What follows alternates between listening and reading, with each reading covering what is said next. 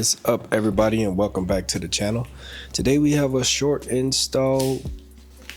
I went ahead and purchased an aftermarket steering wheel.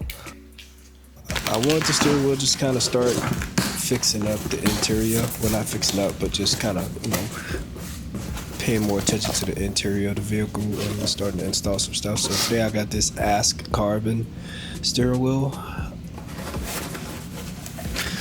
I contacted them. It was a pretty easy process. The steering wheel looks great.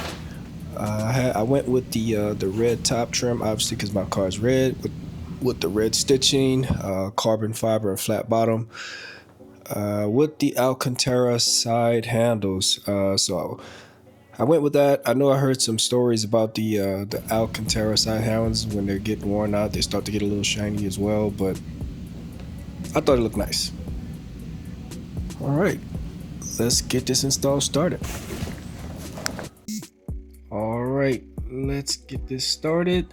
First, I had to start the car and turn the wheel bolt left side to unhook the airbag from each side. Turned it left, then I turned it right. It was fairly easy. I used my cell phone to see the back of the steering wheel and to get it off. The only difficult part was getting the steering wheel trim off. It's a pain in the butt, but it worked out. You just got to be careful and work it from top to bottom. You can see the little notches inside of the actual steering wheel, but just work it out slow. It'll come out without any issues, but be careful on the left and right side where the buttons are, because there's a plug in the back of there. If you yank on that, it can easily come unloose or come out of the actual socket itself.